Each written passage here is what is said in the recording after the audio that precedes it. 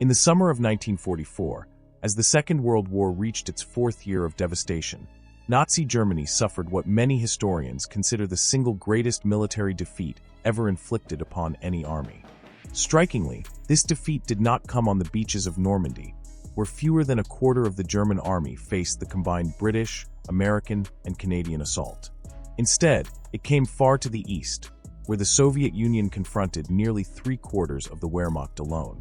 This was Operation Bagration, a sweeping offensive that, within just 3 weeks, obliterated an entire German army group and recaptured hundreds of kilometers of territory. The scale of the operation remains almost incomprehensible. Its consequences reached deep into the German war effort and reshaped the balance of power on the Eastern Front.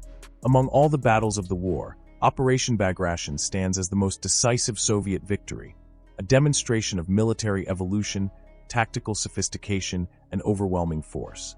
By the spring of 1944, the tide on the Eastern Front had turned decisively against Germany. The Soviet army, after years of catastrophic losses, had finally reached a plateau in size.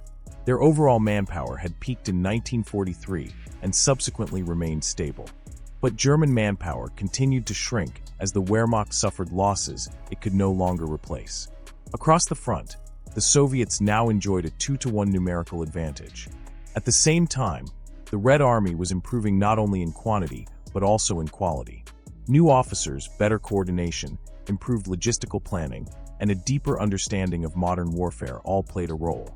For many years before the war, Soviet theorists had contemplated how to defeat an entrenched enemy through a series of coordinated blows delivered across the entire depth of an opposing army's structure.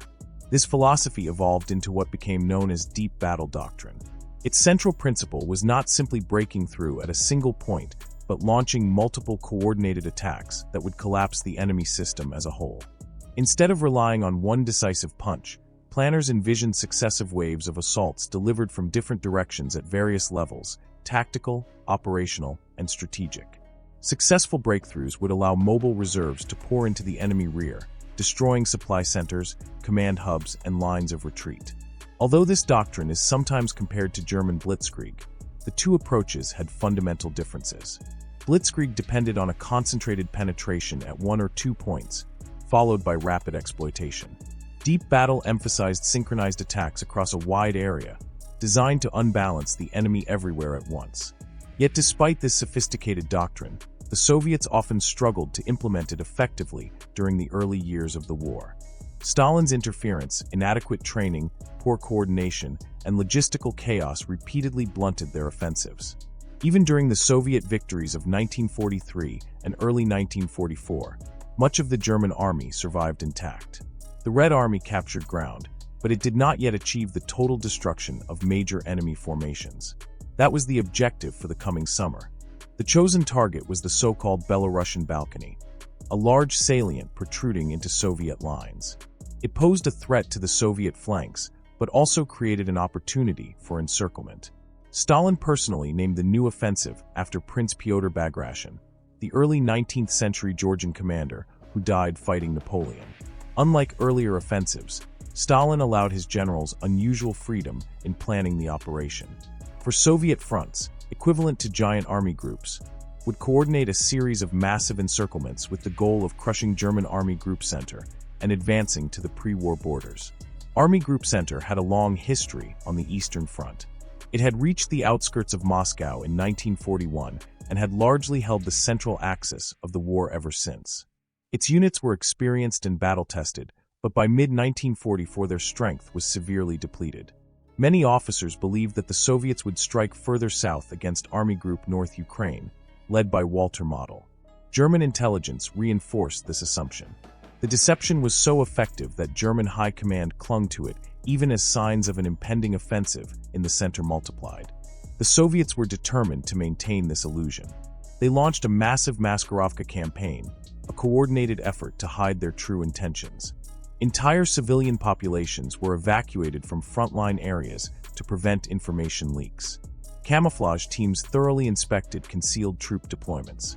Strict radio silence was imposed. Meanwhile, Soviet units held elaborate exercises behind the lines to mislead enemy reconnaissance. The deception worked almost perfectly. German reinforcements, including most of their armor, were sent south. For Army Group Center, the consequences were disastrous. It lost 15% of its infantry divisions, nearly 90% of its tanks, and a third of its heavy artillery before the battle even began. By June 22, 1944, the third anniversary of Germany's invasion of the Soviet Union, the Red Army's preparations were complete. They now possessed a staggering advantage: 4-to-1 in manpower, nearly 10-to-1 in artillery, and 8-to-1 in tanks and self-propelled guns. But Germany faced a deeper problem than just numbers. Hitler's increasingly rigid command style prevented any meaningful flexibility. While Stalin had begun delegating authority to his commanders, Hitler moved in the opposite direction. He insisted on holding every inch of ground at all costs, even when retreat could save thousands of men. He designated numerous towns as Festplätze, fortified strongpoints that were to be defended to the last man, regardless of strategic value. As the Soviet buildup became more obvious in early June, some German commanders requested permission to shift to a more elastic, mobile defense. Their appeals were ignored. General Ernst Busch, commander of Army Group Center, adhered strictly to Hitler's orders. General Hans Jordan of the German Ninth Army, frustrated and alarmed, wrote a grim warning in his diary. The defensive line could hold if allowed flexibility, but under the current rigid orders it would collapse completely once a Soviet offensive began. Before the Red Army struck, an enormous network of Soviet partisans delivered the first blow. Approximately 140,000 partisans operated behind German lines in Belorussia, controlling entire regions. On the night of June 19th, they detonated more than 10,000 demolition charges along critical transportation routes, railways, bridges, communication hubs, and supply choke points. This single action crippled German logistics, choked off reinforcements, and forced retreating units into predictable escape routes. Routes controlled by the partisans and vulnerable to Soviet encirclement. The offensive opened on June 22nd. In the north, probing attacks toward Vitebsk exposed weaknesses in the German defenses. By evening, the First Baltic Front had already made such progress that it modified its attack plan on the spot to exploit the unexpected breakthroughs. That night, Soviet bombers hammered German fortifications and rear positions. On June 23rd, the main assault began. The 2nd and 3rd Belarusian fronts attacked toward Orsha and Mogilev, followed by the 1st Belarusian front's advance against Bobruisk on June 24th. Nowhere else on the Eastern Front had the Soviets ever concentrated such overwhelming firepower. In some sectors, their local numerical advantage rose to 10-to-1. Artillery, aircraft, rocket launchers, and tanks were massed in unprecedented density. Their offensives opened with enormous barrages, including the use of the reliable 122mm M30 howitzer. Soviet artillery targeted both frontline and rear positions simultaneously in a seamless rolling double barrage that Germans later described as the most destructive bombardment they had experienced during the entire war. Yet overwhelming firepower was only part of the story. The Red Army's tactics had matured dramatically. Infantry assaults were carefully synchronized with artillery support. They aimed for narrow but deep penetrations. Tanks were held back until the infantry had opened gaps, then surged forward in concentrated thrusts without pausing to widen flanks. This was deep battle as Soviet theorists had envisioned it decades earlier. At Vitebsk, Soviet units made rapid progress. Recognizing the danger, the German LII Corps requested permission to withdraw. Hitler delayed, and by June 24th the entire force was encircled. Attempts to break out failed. Orsha initially held firm under the defense of the veteran 78th Storm Division. But even this local success could not alter the larger situation. The Soviets simply shifted the exploitation direction northward, allowing the 5th Guards Tank Army to pour through the breakthroughs around Vitebsk. In the south, Soviet forces executed a bold maneuver across the seemingly impassable Pripyat marshes. German commanders had assumed the marshes would shelter their flanks, but Soviet engineers built improvised roads and pushed their vehicles through. By June 27th, Bobruisk was encircled and another 2 German corps were trapped. Once again, breakout attempts were too late, and the units were effectively destroyed. Hitler's insistence on holding Festplätze only made matters worse. These strongpoints lacked the manpower, supplies, and strategic significance to influence the outcome. Many were bypassed entirely, leaving the garrisons isolated and irrelevant. By June 28th, Less than a week into the offensive, Army Group Center was unraveling. Massive gaps had opened across its front, and Soviet armored spearheads threatened to encircle the entire formation near Minsk. In desperation, Hitler replaced Ernst Busch with Walter Model, known as the fireman of the Eastern Front, for his skill in crisis management. But even Model could do little. Reinforcements were scarce due to Allied advances in Normandy and Italy. He attempted to establish a defensive line near the Berezina River, focusing efforts on the key town of Borisov. Despite fierce fighting, the Soviets outflanked the defenders and forced them back. River after river fell in rapid succession. Each crossing cost the Soviets dearly. Some battles equaled the intensity of the Normandy landings, but they pressed onward. By early July, German and Soviet armored forces clashed northwest of Minsk in a major tank battle between the 5th Guards Tank Army and the 5th Panzer Division. Though the Germans inflicted heavy losses, their own strength was fatally depleted. The Soviets had become too powerful, too mobile, and too coordinated to be held back by isolated defensive actions. With breakthroughs achieved, Soviet mobile groups surged into the German rear. Upgraded T-34s, with sloped frontal armor, easily withstood fire from the 50mm guns that equipped most German anti-tank units. Mobility was further enhanced by American Lend-Lease trucks. More than 420,000 trucks had been shipped to the Soviet Union by war's end, and they provided indispensable logistical support, ensuring supplies could keep pace with rapidly advancing units. German forces grew increasingly static while the Soviets moved with extraordinary speed. Even Hitler finally recognized the hopelessness of the situation. In a rare reversal, he authorized the evacuation of the Minsk strongpoint. But permission came too late. On July 3rd, Soviet forces captured Minsk. Most of the German Fourth Army never reached the city. Roughly 100,000 men were trapped east of it, forming yet another massive pocket. Over the next several weeks, these encircled troops tried desperately to escape westward. But shortages of food and ammunition forced them to break into smaller groups, which were then hunted relentlessly by partisans. By mid-July, Army Group Center had effectively ceased to exist. On July 17th, the Soviets staged a grand procession through Moscow to celebrate the victory. More than 50,000 German prisoners were marched through the city's main streets in a grim display of triumph. Afterward, the streets were washed down, a symbolic purification.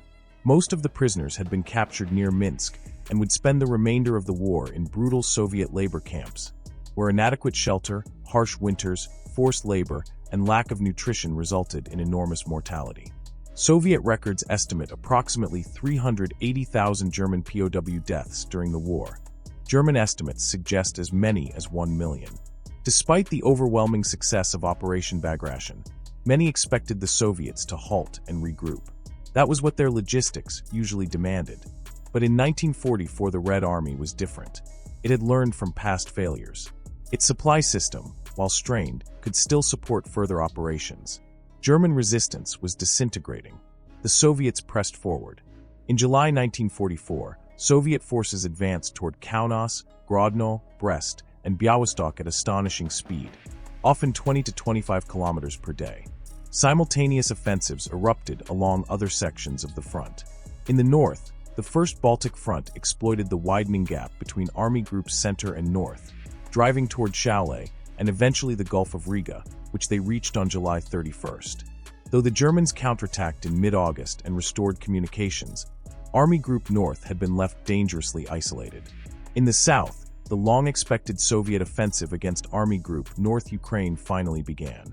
German command had anticipated this attack, but months of sending reinforcements to the collapsing center had weakened their army there. Predictably, yet another encirclement followed, this time near Brody, where German forces were either killed or captured. By August 1st, Soviet spearheads had reached the outskirts of Warsaw. The arrival of Soviet troops emboldened the Polish Home Army to begin the Warsaw Uprising. They hoped to liberate the city before the Soviets entered, asserting Polish independence and preventing a post-war Soviet takeover. But as the uprising began, the Soviet advance suddenly halted on the eastern suburbs of Warsaw. The Red Army did not assist the insurgents with food, weapons, or air support. Many historians argue that Stalin intended to allow the Germans to crush the uprising, eliminating the non-communist Polish resistance and making it easier to install a pro-Soviet government. Only after weeks of fighting did Stalin permit Allied aircraft to use Soviet airfields for resupply missions, but by then the situation was hopeless. The consequences were catastrophic. Around 16,000 members of the Home Army were killed, and between 150,000 and 200,000 civilians died, many executed or killed in mass bombardments. German forces emptied the city, deporting thousands to concentration camps or forced labor sites. After suppressing the uprising, the Germans systematically destroyed Warsaw, reducing vast sections of it to rubble. Ultimately, it was not German resistance, but sheer exhaustion that halted the Soviet advance. After advancing more than 700 kilometers in 2 months, their supply lines were stretched to the limit. The toll of Operation Bagration was staggering. Nearly 30 German divisions were destroyed. German casualties, killed, wounded, or captured, reached approximately 450,000. Soviet casualties were even higher, about 770,000, a testament to the ferocity of the fighting and the willingness of Soviet command to accept enormous losses to achieve strategic objectives. Yet from the Soviet perspective, the price was justified. For the first time, they had executed a perfect deep battle operation. They shattered the German front, destroyed the enemy's main forces, and advanced deep into occupied territory. Operation Bagration stands as one of the Soviet Union's greatest military achievements and one of the most decisive victories of the Second World War. Conducted simultaneously with Operation Overlord in the West, it placed Germany in an impossible situation, forcing it to fight a two-front war against overwhelming forces. Within less than a year, Nazi Germany would collapse. Yet despite its scale and significance, Operation Bagration remains far less known in the West than D-Day. The reasons are numerous. Western nations naturally emphasize battles involving their own troops. The Cold War further obscured Soviet successes in Western narratives. For decades, political tensions discouraged frank acknowledgement of the Soviet Union's decisive role in defeating Nazi Germany. Even today, popular culture often highlights Western operations while treating the Eastern Front as background. But Operation Bagration was nothing short of a military cataclysm for Germany. It marked the irreversible breakdown of the Wehrmacht's ability to defend the Eastern Front. As historian Robert Citino noted, it was not merely a victory, it was the victory, perhaps the single greatest operational triumph in all of military history. The Soviets still faced brutal fighting before reaching Berlin, but the outcome of the war in Europe had already been decided by the devastation unleashed in the summer of 1944. Operation Bagration shattered Germany's strategic coherence, erased its Central Army Group, and opened the path to the heart of Europe. It remains one of the most important and underappreciated campaigns ever fought.